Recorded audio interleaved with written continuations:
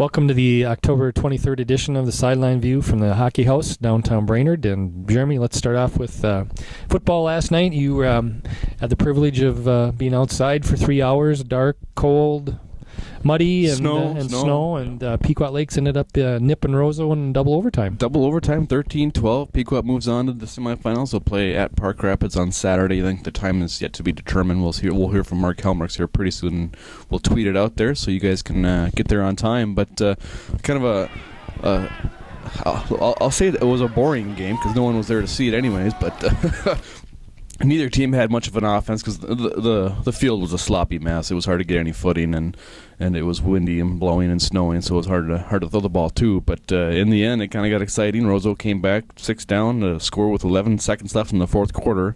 Had a chance to win it, but missed the 2-point conversion, so they go into overtime.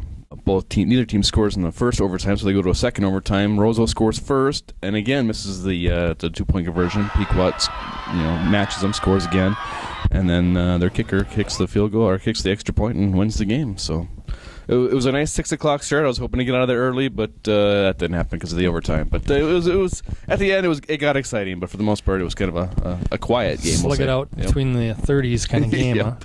Huh? Yep. Brainerd finished up the regular season a week ago against Grand Rapids, shut them out, and it was Connor Gessel returned the opening kickoff, 86 yards, and from there the route was on. I mean, it was really no contest the whole way, and so Brainerd finishes unbeaten for the fourth time in, I think it was 12 years, and only the fifth time in Brainerd football history. So good way to end the regular season, and now they got the number one seed. They also have the number one QRF, which is the primary seeding criteria now, at least in that section and in several sections. And they host Cambridge, which outscored St. Francis last night. I think it was like 37-31. Really don't know much about them. Anyway, Brainerd hosts Cambridge at 2 o'clock on Saturday.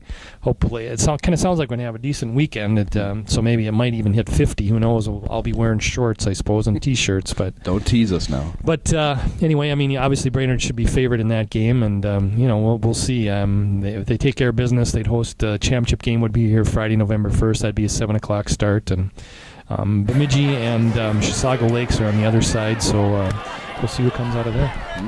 Can the field hold up to that late? That's going to be really a question. I know it was really bad a week ago today, and we've had a lot of rain before that and since then, and we haven't exactly had some nice weather since, so it's going to be kind of a quagmire, I've got a feeling. But hey, next year kind of sounds like we might have artificial turf down there, so that would be nice. Great thing to see. So what other teams we have left? We have Verndale still alive. We have obviously Pequot and Pine River won last night, so they're still alive. Crosby plays their first game on Saturday. They got a first round bye. I think there's 6 teams left. Who are we missing? Pierce is still alive. Yep. So those are the 6 football teams left.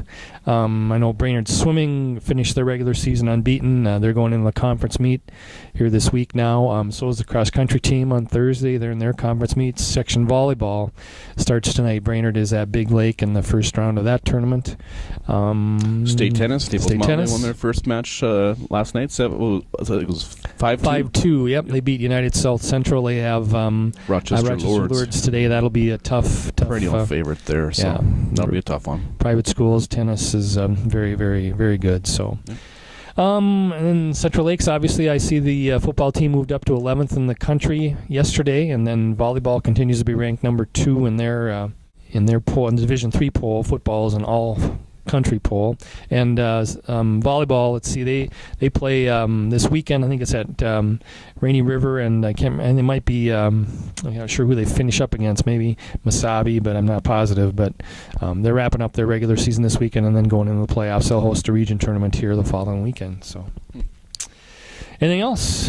No, kind of winding down, but it's still busy. So. It is. Now's the fun time of year just because the competition gets really intense and the playoffs. Everybody shifts into a different mode here. So, and how about that artificial turf, huh?